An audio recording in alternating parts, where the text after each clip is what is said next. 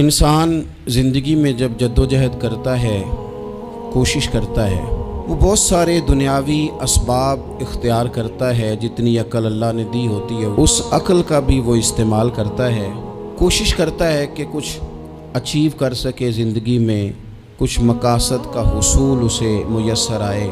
عزیز بھائیوں، ایک بات اپنے ذہن میں اچھی طرح بٹھا لیں اور لکھ لیں کہ زندگی میں جو کسی بندے کو کامیابی حاصل ہوتی ہے وہ رب تعالیٰ کی مدد سے حاصل ہوتی ہے۔ اگر رب تعالیٰ مددگار ہو تو پھر کوئی چیز بھی رستے میں رکاوٹ نہیں بنتی، اور اگر مالک کریم کو منظور نہ ہو تو انسان بہترین سیاستدان ہو، اچھا ایڈمنسٹریٹر ہو، اس کا ذہن بڑی وسعت رکھتا ہو، بڑی اچھی پلاننگ کرنا جانتا ہو، سارا کچھ ہو تو بندہ ناکام ہو جاتا ہے۔ مسلمانوں کو جتنی کامیابیاں ملیں ان کا پس منظر صرف اتنا تھا کہ اللہ تبارک و تعالیٰ نے اپنے بندوں کی مدد فرمائی، اور اب تعالیٰ نے قرآن مجید میں اس حقیقت کا بیان کیا، فرمایا بل اللہ مولاکم، فرمایا بلکہ اللہ تمہارا مولا ہے، وَهُوَ خَيْرُ النَّاصِرِينَ، اور وہ بہترین مددگار ہے۔ وہ جو رب تمہارا مولا ہے وہ بہترین مددگار ہے، اور اگر وہ مدد کرے تمہاری، سورہ آل عمران میں آگے جا کے ارشاد فرمایا اگر اللہ مدد کرے تو پھر تم پر کوئی غالب نہیں آ سکتا، اور اگر وہ تمہاری مدد چھوڑ دے تو پھر کوئی تمہاری مدد کر سکتا، کوئی مدد نہیں کر سکتا۔ بدر کی جنگ بھی اور فتح مکہ بھی رمضان المبارک میں ہوا ہے۔ میں دونوں پر غور کر رہا تھا تو ایک نیا مضمون میرے ذہن میں آنے لگا۔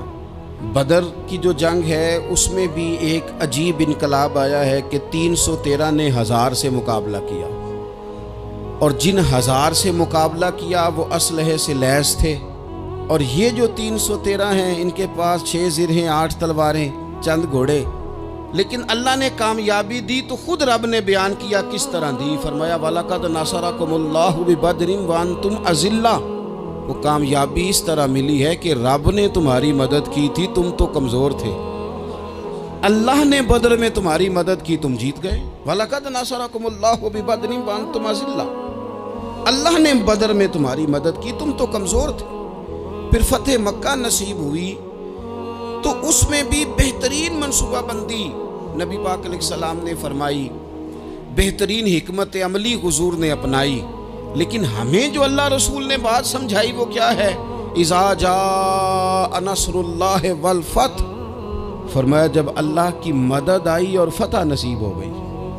یہ اللہ نے مدد فرمائی تمہاری، یہاں بھی فتح مکہ بھی اللہ کی مدد سے، جنگ بدر بھی اللہ کی مدد سے۔ وہ جو مدد ہے اللہ تعالیٰ کی، جب وہ ہم یہ کرتے ہیں کہ ہم اپنی ساری زندگی سیاست کی نظر کر دیں، ہماری سیاست صرف ملک میں نہیں ہوتی، ہماری سیاست خاندان میں بھی ہوتی ہے، ہم گھر کے اندر بھی سیاست کرتے ہیں، ہم کسی خاص طریقے سے لوگوں کو اپنے پیچھے چلانا چاہتے ہیں، ہم ایک خاص اسلوب اختیار کرتے ہیں کہ لوگ ہمارے پیچھے چلیں۔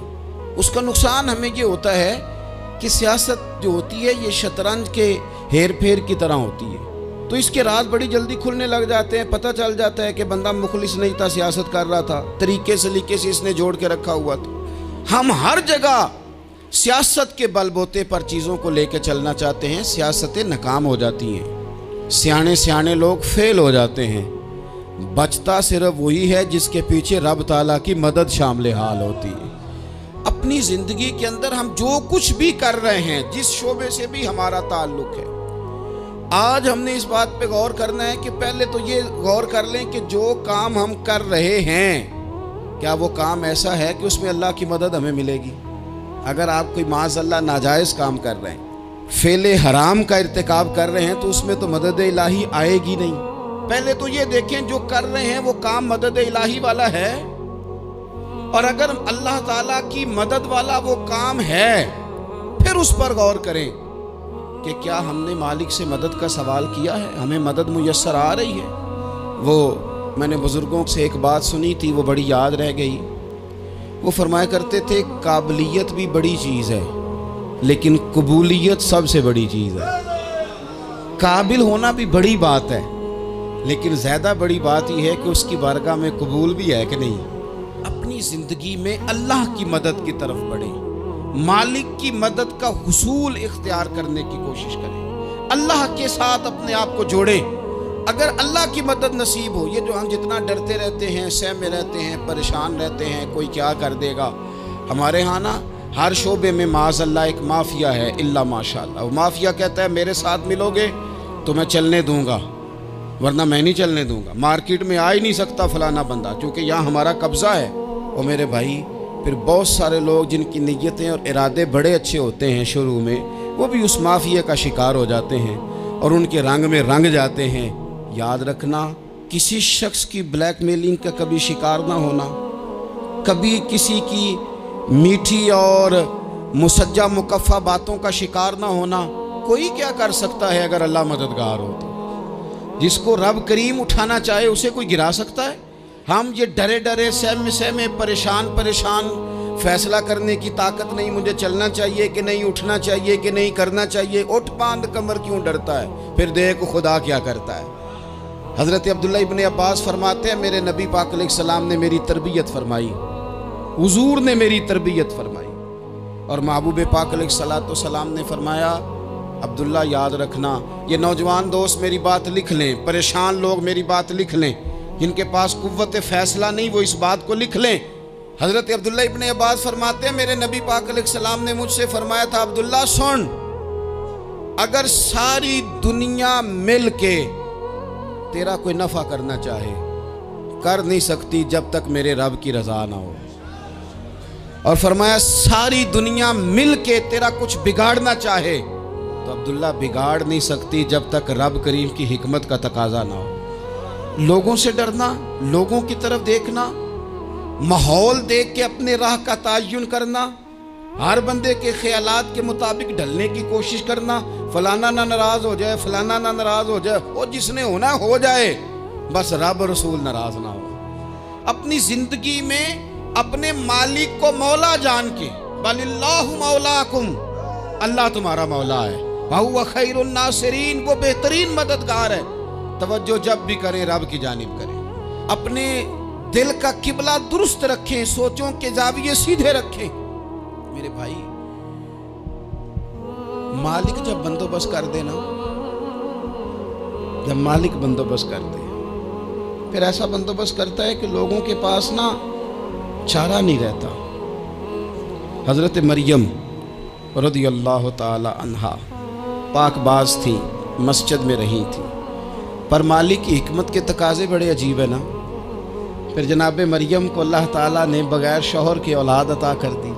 یہ بات ہی ایسی تھی، وہ کسی نے کہا تھا کہ مخلوق تو فنکار ہے اس درجہ کے پل بھر میں سنگے در کعبہ سے بھی اصنام تراشے، تم کون ہو کیا چیز ہے داغ کبابی، لوگوں نے تو مریم پہ بھی الزام تراشے۔ تو لوگوں نے کہا کدھر سے لے آئی بچہ، تیرا باپ تو ایسا نہیں تھا، کہاں سے لے آئی؟ اللہ کرے میں آپ کو سمجھا سکوں، ذرا اپنے آپ کو وہاں کھڑا کریں کہ ایک پاک باز عورت، پاک باپ کی بیٹی، طیب ماں کی بیٹی، اور اللہ کے گھر میں پرورش پانے والی خاتون، ایک وہ وقت اور ایک یہ وقت کہ اس عورت کو کٹہرے میں کھڑا کر کے پوچھا جا رہا ہے کہ معاذ اللہ تیری گود میں بچہ جائز نہیں ہے، کہاں سے لائی ہے؟ اب خود سے صفائیاں بندہ کتنی کو دے، کتنی کو وضاحتیں کرے۔ اور میں نے تو اپنی زندگی میں دیکھا ہے زیادہ وضاحت دینے والے کو بھی لوگ جھوٹا سمجھنے لگ جاتے ہیں، زیادہ وضاحت دینے پر بھی لوگ کمزوری کا اظہار سمجھتے ہیں کہ کمزور پڑ گیا۔ آپ صلح کی کوشش کرتے ہیں، سامنے والا بزدل سمجھ لیتا ہے، زیادہ وضاحتیں بھی کمزور کر دیتی ہیں۔ اب حضرت مریم کو کٹہرے میں کھڑا کر کے کہا بچہ کس کا ہے؟ تو پھر خدا بندوبست جب کرے، اللہ جب مددگار ہو، تو پھر حضرت مریم کی گواہی درختوں سے نہیں دلوائی، اس نے پتوں سے نہیں دلوائی، پھر فرشتے نہیں بھیجے۔ حضرت مریم کہنے لگی مجھ سے نہ پوچھو، وہ جو پنگوڑے میں ہے اسی سے پوچھ لو، ان سے پوچھو نا، وہ کون ہے پوچھ لو، ان سے کر لو سوال۔ انہوں نے کہا پنگوڑے میں چند دنوں کا بچہ، یہ جواب دے گا؟ مددگار تھا رب، ان کی برات کا اعلان کرنا تھا مالک نے، اور جب مالک اعلان کر دے، جب مالک تیری صفائی دینا چاہے، جب مالک تجھے دنیا کے سامنے نکھارنا چاہے، تو पंगूड़े में लेटे हजरत ईसा बोल के कहने लगे इन्नी अब्दुल्लाह आतानी अल किताबा, फरमाया मैं अल्लाह का बंदा हूँ, रब ने मुझे किताब अता करके नबी बना के दुनिया में भेजा है। मैं अल्लाह का बंदा हूँ, किताब लेके आया हूँ, नबी बन के आया हूँ। फिर पंगूड़े से ऐलान हो गया, फिर बच्चा बोल पड़ा। और ये एक दफ़ा नहीं बात हुई, ये बनी इसराइल में एक जुरैज नाम के शख्स भी थे जो नमाज पढ़ रहे थे। बाज ने लिखा है नफल नमाज थी, अम्मा ने पुकारा तो आए नहीं, तो माँ के मुंह से निकल गया तू उतनी देर तक मरेगा नहीं जब तक किसी बेहया औरत का मुंह ना देख ले। तो वो इबादत गुजार थे, लेकिन लोगों ने उनकी इबादत, रियाजत, परहेजगारी को नहीं देखा। बस एक औरत को भेज के इल्ज़ाम लगवा दिया। वो औरत आया जाया करती थी, अब आ जाती हैं औरतें, मसला पूछने की नीयत से भी आ जाती हैं। माहौल में कुछ जगह ऐसी भी हैं जहां औरतें दम कराने के बहाने आ जाती हैं। वो खातून आती जाती थी उस खानकाह पे, आस्ताने पे, ये बुखारी में मौजूद है, पर उसने कहा मेरी गोद में जो बच्चा है ये इन्हीं का है। मुझे बताएं कैसे बंदा वजाहत दे।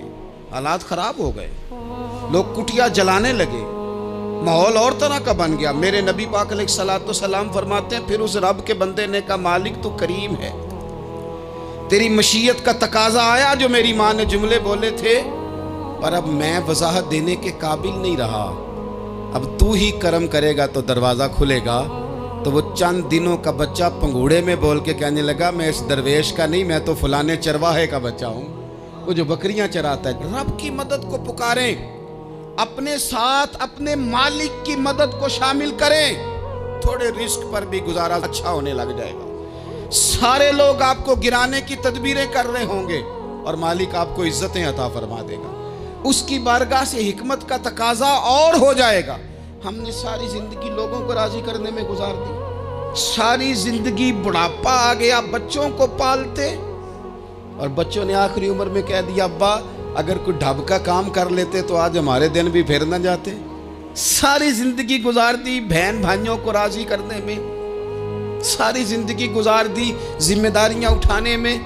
उनको 99 दफ़ा दिया, एक दफ़ा नहीं दिया तो उन्होंने कह दिया तूने तो कभी दिया ही नहीं, तू था ही नहीं। सारी जिंदगी मोहल्लेदारों, इलाके वालों को राजी करने में गुजार दी।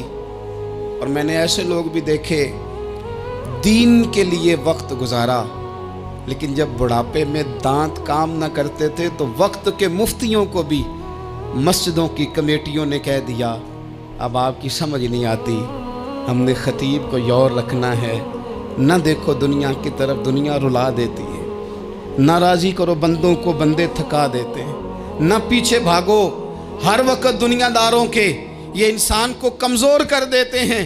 वो तो करीम ही बड़ा है, 2 आंसू ज़मीन पर बाद में गिरते हैं, बंदे के गुनाह सारे पहले माफ़ फरमा देता है। अल्लाह की मदद का हुसूल, अपने मालिक की मदद की तरफ बढ़ना, आपको बदर की जंग भी यही दरस देगी, आपको ओहद का मैदान भी यही सबक देगा, फतेह मक्का भी यही सबक देगा। मेरे दोस्तों, जब रब मदद फरमाए, जब अल्लाह मददगार बने। दोस्तों से एक बात अक्सर करता हूँ, मैं कहता हूँ कि जितने दर्द से आप अमीर को अपनी कहानी सुनाते हैं ना, और जिस तरह आपके आंसू बात करने से पहले गिर जाते हैं कि गरीब हैं, बच्चियां हैं, कारोबार नहीं, ओ मेरे संगियो, इससे आधे आंसू अपने रब की बारगाह में बखेरो, उसके हुजूर अर्ज गुजार हो जाओ, उससे तलब करो। एक वक्त इंसान पर जिंदगी में ऐसा आता है कि उसे यूं महसूस होता है कि मेरा साया भी तरह से पीछे हट गया है, उसे यूं लगता है कि मैं किसी सहारे पे हाथ डालता हूं तो वो भाग जाता है मुझसे। लेकिन मालिक की बारगाह ऐसी अजीम बारगाह है, रब रसूल के आस्ताने इतने बड़े हैं कि आप जब वहाँ कशकोले तलब दराज करते हैं तो झोली फैलाने में देर लगती है, उनको भरने में तो कोई देर नहीं लगती। हमने अपना सोच का किबला ही दुनिया को बना लिया है। ये जो अल्लाह वालों की मदद है ये तो है नहीं, अल्लाह ही की मदद है, लेकिन ये जो सेठों की तरफ तवज्जो करना, नवाबों की तरफ तवज्जो करना, दुनियादारों की तरफ तवज्जो करना और अपना मिजाज इस तरह का बना लेना, यारो गर्दन को झुका देता है खैरात का पत्थर, जहां में मांगने वालों के सर कभी ऊंचे नहीं होते। اور اقبال کہتے ہیں غیرت ہے بڑی چیز جہان تگ و دو میں، پہناتی ہے یہ فقر کو تاج سردارا۔ میں عرض کروں گا کہ اپنی آپ جب توجہ کا قبلہ اللہ رسول کو بنائیں گے تو رب فرماتے ہیں وَيَرْزُقْهُ مِنْ حَيْثُ لَا يَحْتَسِبُ، میں نہ تجھے وہاں سے رزق دوں گا جہاں سے کبھی تیرا گمان بھی نہیں کیا ہوگا، یہاں سے بھی مل سکتا ہے، تو نے سوچا بھی نہیں ہوگا۔ بخاری شریف میں حدیث ہے، حضرت جابر ابن عبداللہ فرماتے ہیں نبی پاک صلی اللہ علیہ وسلم نے 300 لوگوں کا ایک لشکر روانہ کیا کسی مہم کے لیے، کسی جہاد کے لیے۔ حضرت ابو عبیدہ بن جراح رضی اللہ تعالیٰ عنہ امیر لشکر تھے۔ فرماتے ہیں غربت اتنی زیادہ تھی، بھوک اتنی زیادہ تھی کہ ایک ایک کھجور دن میں ایک وقت کھانے کو ملتی تھی، اور کچھ دن ایسے آئے کہ اب کھجور بھی نہیں مل رہی۔ فرماتے ہیں اتنی زیادہ بھوک لگی مجاہدین کو 300 بندہ پتے کھا کے گزارا ہونے لگے۔ یہ بخاری میں موجود ہے۔ آپ فرماتے ہیں کہ دریا کے کنارے ہمارا پڑاؤ تھا، ٹھہراؤ تھا، جب بھوک سے نڈھال ہو گئے نا وَيَرْزُقْهُ مِنْ حَيْثُ لَا يَحْتَسِبُ، اللہ وہاں سے روزی دیتا ہے، گمان بھی نہیں ہوتا۔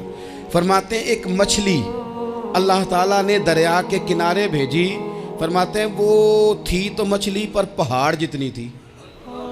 بخاری میں لفظ ہیں، حضرت جابر ابن عبداللہ رضی اللہ تعالیٰ عنہ فرماتے ہیں 300 آدمی 18 دن تک اس مچھلی کو کھاتے رہے، مچھلی ختم ہی نہیں ہوئی۔ مچھلیاں نہیں، مچھلی کہتے ہیں 18 دن 300 بندہ کھاتا رہا، مچھلی ختم ہی نہیں ہوئی۔ اور فرماتے ہیں کہ اس کی ہڈی نکال کے، کانٹا کہیں گے آپ اپنی زبان میں، کہتے ہیں وہ نکال کے نا تو اس کو کھڑا کیا نا جب، تو اونٹ کجاوے سمیت اس کے بیچ سے گزر جاتا تھا، 2 اس کے کانٹے جوڑے۔ فرماتے ہیں وہ اس کا گوشت ہم کھاتے تھے اور اس کی چربی بطور تیل کے ہم جسموں پہ ملتے تھے، بیماروں کو اس سے سکون آتا تھا، تندرستی شفا ہوتی تھی۔ فرماتے ہیں ہم کھایا بھی ہم نے، اور کچھ لے کے ہم مدینے بھی گئے، اور قربان جائیں نبی پاک نے بھی اس میں سے کھایا۔ ہم نے عرض کی حضور یہ معمہ کیا ہے، یہ ماجرا کیا ہے؟ تو محبوب نے فرمایا تمہارے پاس غذا نہیں تھی، رب نے تمہارے لیے بندوبست کیا ہے، اللہ نے تمہیں دیا ہے۔ مکان شروع کر لیا، ایک صاحب نے وہ مکان بنانے لگے، آپ وہ حساب لگا رہے ہیں، کہتے ہیں میرے پاس اتنے پیسے ہیں، اتنے میں نے فلانے دوست سے کہنا ہے اس نے دے دینے، اتنے فلانے رشتہ دار سے کہنا ہے اس نے دے دینے، اتنے فلانے سے کہنا ہے اس نے دے دینے۔ یہ ساری کاپی بنا کے مکان شروع کر لیا۔ جو روز کہتا تھا نا کوئی حکم ہو جاتے 10 سب سے پہلے اس کو کہا میاں پیسے چاہیے دین، وہ کہندا ہو کل ہی منڈا ٹوریا ہے، کدے تو پرسوں 10 داتے لب جانے سن۔ میں آپ کو اپنے تجربے کی بات بتا رہا ہوں۔ جن لوگوں کا خیال ہوتا ہے نا کہ آپ سٹارٹ کریں فلانا کام، ہم آپ کے ساتھ ہیں، اللہ کا ہی کوئی نظام ہے، وہ بالکل بھی نہیں ساتھ ہوتے۔ لیکن ایسا نہیں ہے کہ کوئی ساتھ نہیں ہوتا، اللہ تعالیٰ بڑے اسباب پیدا کرتا ہے، وہاں سے دیتا ہے جہاں سے گمان بھی۔ ہمارا یہ ذہن بن جاتا ہے ہم ساری اپنے حساب سے چلتے ہیں، اتنے رشتہ داروں سے، اتنے، کون آپ کے ساتھ چلے گا؟ سوال ہی نہیں پیدا ہوتا۔ یہ سارے کام چھوڑ کے سب سے پہلے 2 رکعتیں پڑھو، اپنے رب کی بارگاہ میں، رسول کائنات کی بارگاہ میں گزارشات اور استغاثے پیش کرو، وہاں سے خیر طلب کرو۔ دنیا دار کیا دیں گے، کیا دے سکتے ہیں، کیا حیثیت ہوتی ہے کسی؟ اللہ کہتا ہے وہاں سے دوں گا۔ تو جو اللہ مال دے وہ لینا چاہیے کہ رشتہ داروں کا مال دیکھنا چاہیے؟ جو اللہ دے وہ لینا چاہیے کہ سیٹھوں نوابوں کی جیبیں دیکھنی چاہیے؟ جو اللہ دے وہ قبول کرنا چاہیے یا دیکھنا چاہیے کون سا آدمی کہاں پہنچ گیا؟ چھوڑو، اپنی مٹی پہ چلنے کا سلیقہ سیکھو۔ کسی کے سنگ مرمر پہ چلو گے تو پھسل جاؤ گے، پھسل جاؤ۔ اس پر ایک اور بات عرض کر دوں، صحیح بخاری سے، مسلم سے ایک اور بات۔ کچھ چیزیں ایسی ہیں جن سے اللہ کی مدد آتی ہے، مدد ملتی ہے۔ ایک چیز ان میں سے ایسی ہے جس سے بہت مدد نازل ہوتی ہے، وہ ہے کہ جب رب آپ کو دے نا تو پھر آپ بھی اس کے رستے میں دیں، پھر مدد آتی ہے، پھر اور آتا ہے۔ بخاری مسلم میں حدیث ہے، یہ زیادہ ہی توجہ طلب امر ہے، اس پر آپ غور کریں گے۔ حضرت ابو ہریرہ فرماتے ہیں کہ نبی پاک علیہ السلام نے فرمایا ایک شخص نے بادلوں کے اندر سے آواز سنی کہ فلاں آدمی کا کھیت اور باغ خشک ہو گیا ہے، وہاں برسو اور اس کے کھیت کو سیراب کرو۔ وہ بڑا حیران ہوا کہ بادل سے آواز آ رہی۔ پھر اس نے دیکھا کہ ایک پہاڑی پر بارش ہوئی، وہ بادل وہاں برسا، پھر نالیوں سے ہوتا ہوا پانی ایک طرف چلا تو جس نے آواز سنی تھی حضور بیان کر رہے ہیں، وہ بھی پیچھے پیچھے چلا کہ پانی کدھر جا رہا ہے۔ اس نے جا کے دیکھا کہ ایک مقام پہ ایک باغ کو وہ پانی لگ رہا ہے اور ایک آدمی وہ پانی لگا رہا ہے۔ اس نے اس سے پوچھا تیرا نام کیا ہے؟ اس نے کہا کیوں؟ کہنے لگا بتا نا۔ اس نے نام بتایا تو کہنے لگا یہی تو وہ نام ہے جو میں نے بادلوں کے اندر سے سنا ہے کہ فلاں کے کھیت کو پانی دے دو۔ اس نے کہا یار تو کیا عمل کرتا ہے کہ اسپیشل تیرے لیے بارش برسے؟ یہ بخاری پڑھ رہا ہوں، سیاستہ سے حدیث عرض کر رہا ہوں۔ اس سے پوچھا تو کیا کام کرتا ہے کہ جناب اللہ تبارک و تعالیٰ کا حکم کرم آیا کہ خاص تیرے لیے پانی برسے اور تیرے کھیت کو سیراب کرے؟ تو اس نے کہا چھوٹا ذمہ دار ہوں، پر جب فصل اگتی ہے تو 3 حصے کرتا ہوں۔ ایک حصہ اپنے بال بچوں پہ، بہن بھائیوں پہ خرچ کرتا ہوں، ایک حصہ پورا، اور ایک حصہ دوبارہ کاشتکاری پہ لگاتا ہوں، اور تیسرا حصہ خالص میں نے مسکینوں، یتیموں اور غریبوں کے لیے رکھا ہوا۔ وہ جو تیسرا حصہ، اللہ کرے آپ سمجھیں، وہ رب کے بندوں پہ تیسرا حصہ خرچ کرتا ہے نا، تو کریم مالک نے فرمایا جہاں سے غریب کا حصہ جاتا ہے وہ کھیت خشک نہیں رہنا چاہیے، وہ جہاں سے مسکین روٹی کھاتے ہیں وہ خشک نہ رہے، جہاں سے یتیموں کو کچھ آتا ہے کہیں اس کی فصل رہ نہ جائے۔ میں اور آپ بھی اگر اپنے مال میں مسکینوں، یتیموں، غریبوں کے حصے رکھ لیں گے تو فصلیں خشک نہیں رہیں گی، ان کے اندر تازگی آئے گی، نور آئے گا، کرم آئے گا، خاص کر خدا کی رحمت برسے گی۔ مدد اللہ سے چاہیں، اپنی توجہات کا مرکز رب رسول کی ذات کو بنائیں، پھر آپ محسوس کریں گے کہ بڑی جلدی اللہ تعالیٰ کی مدد آنے لگی ہے۔ کبھی آپ صرف کہہ دیں نا میرا رب میرے ساتھ ہے، اس لفظ میں اتنی طاقت ہے کہ دشمن ویسے زیر ہو جاتا ہے۔ زندگی میں کسی سے بھی لڑائی ہو، اچھی طرح سوچ لیں کہ اللہ اس طرف ہے یا اس طرف ہے۔ اگر آپ زیادتی پہ ہیں تو پھر رب مظلوم کی جانب ہے۔ اگر اللہ کی مدد آپ کے ساتھ ہے تو دنیا کی کوئی طاقت آپ کو گرا نہیں سکتی، اور اگر آپ مظلوم کے مقابلے میں ظالم بن کے آپ کھڑے ہو گئے ہیں اور آپ نے رویہ وہ اختیار کیا ہے کہ جس میں مدد نہیں آئے گی، تو پھر یاد رکھ لیں کہ آپ کوئی بھی ہیں، کہاں بھی ہیں، آپ کمزور ہیں۔ طاقتور تھے ابتدائے اسلام میں، ظاہری طاقت تھی کفار مکہ کے پاس، وہ ڈنڈوں سے مارتے تھے غریبوں کو، ان کے ہاتھوں میں ڈنڈے تھے، پر خدائی طاقت ان مظلوموں کے ساتھ تھی۔ صاحب زرقانی نے لکھا ہے حضرت زنیرہ رضی اللہ تعالیٰ عنہ ایک لونڈی ہیں، غریب ہیں، ماڑے دا کی کام محمد نس جانا یا رونا، غریب سادی بی بی اور لونڈی کنیزہ، ایک مشرک کی کنیزہ تھی، انہوں نے کلمہ پڑھ لیا، وہ ڈنڈوں سے مارتا، دروں سے مارتا، تکلیف دیتا۔ حضرت زنیرہ رضی اللہ تعالیٰ عنہ کو اتنا مارا، اتنا مارا۔ اب آپ ایک اور پہلو پر بھی غور کریں، مار بھی پڑ رہی ہے پر خدا ادھر ہی ہے، اللہ کی مدد ادھر ہی ہے۔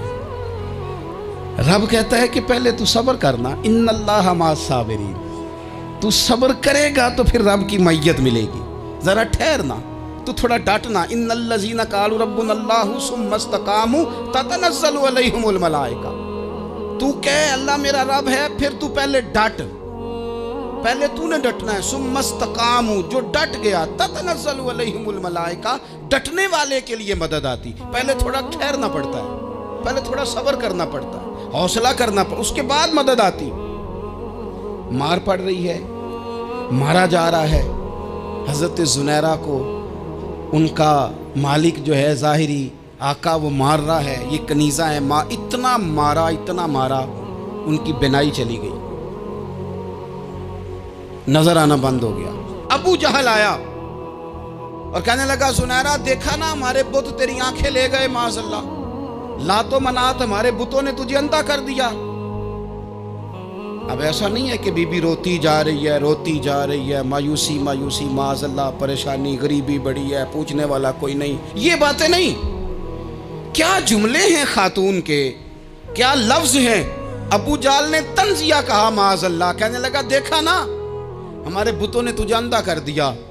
تو جناب زنیرہ آنکھوں کی بینائی گئی ہے، رات کو گئی ہے، دکھ ابھی تازہ ہے، لیکن اللہ پہ جو توکل ہے، اپنے مالک سے جو رشتہ ہے، وہ اتنا مضبوط ہے، اتنا طاقتور ہے، اس میں اتنی گہرائی ہے کہ حضرت زنیرہ بول کے نا اتنی قوت سے بولی، اتنی طاقت سے بولی کہ پورے کفر پر لرزہ طاری ہو گیا۔ فرمانے لگی تمہارے بتوں کی کیا اوقات ہے کہ وہ میری بینائی لے جائیں؟ یہ میری رب کی حکمت کا تقاضا ہے۔ جب تک اس نے چاہا زنیرہ دیکھتی رہی، اور جب اس نے چاہا زنیرہ کی آنکھوں کی بینائی چلی گئی، اور اگر وہ چاہے گا نا تو بینائی واپس بھی کر دے گا۔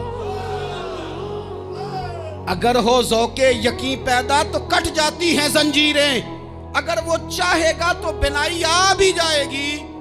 حضرت زنیرہ نے رات کو یہ لفظ کہے، ابو جہل اور سارے کفار ڈر کے سن کے چلے گئے۔ آپ اطمینان سے آ کے بستر پہ سوئی، جب سویرے اٹھی تو اللہ نے آنکھوں کی روشنی واپس کر دی تھی۔ آنکھوں کی اب چھڑی پکڑی ہے، بازاروں میں گھومتی ہے، کہتے ہیں بلاؤ کدھر ہے تمہارے لات و منات، دیکھو میرے رب نے روشنی واپس کر دی۔ آ کر میرے ساتھ ادھر آ، ستمگر ہنر آزمائے، تو تیر آزما ہم جگر آزمائے۔ بیمار لوگوں یاد رکھو، کہہ دیا ڈاکٹر نے کہ تو بڑا بیمار ہے، تو بڑا کمزور ہے، یہ ہو گیا وہ ہو گیا، تو ڈاکٹر اپنے علم کے مطابق بات کر رہا ہے، ہوگا تو وہ جو میرا رب چاہے گا۔ کمزور ہو جانا، پریشان ہو جانا، تکلیف میں آ جانا، پتہ نہیں بات ہو گئی ہے تو جانے کیا ہو جائے گا۔ اپنی زندگی کے اندر اپنے رب سے رشتہ مضبوط کریں، رسول کائنات سے رشتہ مضبوط کریں، اللہ والوں سے رشتہ مضبوط کریں۔ حضرت زنیرہ نے پیغام دیا کہ زندگی میں جو جینا چاہتے ہیں تو وہ رب کا نام لے کے جی سکتے ہیں، جو اپنی زندگی میں خوشیاں دیکھنا چاہتے ہیں تو رسول اللہ کے نام پر خوشیاں دیکھی جا سکتی ہیں۔ توکل کی بنیاد پر بندہ خوشیاں لے سکتا ہے، اور اگر انسان میں توکل نہیں ہے تو پھر وہ اس کالے جادو سے بھی ڈر رہا ہے، وہ نیلے سے بھی ڈر رہا ہے، وہ پیلے سے بھی ڈر رہا ہے، وہ فلانے سے بھی ڈر رہا ہے، وہ میرے خلاف فلانا رشتہ دار سازش کر رہا ہے تو ڈر رہا ہے، فلانا میرے بارے میں یہ کر رہا ہے تو ڈر رہا ہے، وہ پتہ نہیں دنیا ادھر ہو جائے گی تو کیا ہو جائے گا، اٹھ باندھ کمر کیوں ڈرتا ہے، پھر دیکھ خدا کیا کرتا ہے۔ تو اس ساری گفتگو کا نچوڑ آپ کو یہ عرض کیا ہے، سب سے پہلے تو یہ کہ میدانوں میں مدد بھی اللہ کی، رزق میں مدد بھی اللہ کی، فصلیں خشک ہوں تو مدد پھر بھی اللہ کرے، تو پھر ساری مدد، اور اگر انسان بیمار ہو تو پھر بھی مدد اللہ کی۔ تو اپنے اللہ کی جانب توجہ کو بڑھائیں، آپ اللہ سے مدد کے سوالی بنیں۔ ترمذی کی ایک حدیث ہے، میں آپ کو زندگی کا تجربہ بتاتا ہوں کہ جب میں بڑا پریشان ہوتا ہوں تو یہ والی روایت کھول لیتا ہوں، مزہ دیتی ہے۔ میرے نبی پاک علیہ السلام نے فرمایا اپنے دکھ سیٹھوں نوابوں کو نہ کہنا، مالداروں کا نہ کہنا، ورنہ اللہ تمہیں کبھی غنی نہیں کرے گا۔ فرمایا اپنے دکھ اپنے رب کی بارگاہ میں عرض کرنا، جلدی کرے یا دیر سے کرے اللہ تمہیں لوگوں سے بے نیاز کر دے گا، اللہ تمہیں غنی کر دے گا۔ رات کو بیٹھو نا اس کی بارگاہ، اسے دکھڑے سناؤ، چھوٹی چھوٹی باتیں، حضور نے فرمایا نمک بھی مانگو تو رب سے مانگو، چھوٹی چھوٹی بات سے شروع کرو نا۔ جب بندہ شروع کرتا ہے نا چھوٹی چھوٹی چیزیں تو بڑی ساری چیزیں، یہ اس طرح ہوتا ہے جیسے بندہ رب سے گفتگو کر رہا ہے، مالک مجھے یہ چاہیے، مالک میں یہاں کمزور ہوں، اللہ میں یہاں پریشان ہوں۔ آپ یہ کر کے تو دیکھیں، لمبی لمبی دعائیں مانگ کے تو دیکھیں، اس کے حضور جوڑ کے تو دیکھیں، آپ دیکھیں گے راحت کتنی ہے، سکون کتنا ہے۔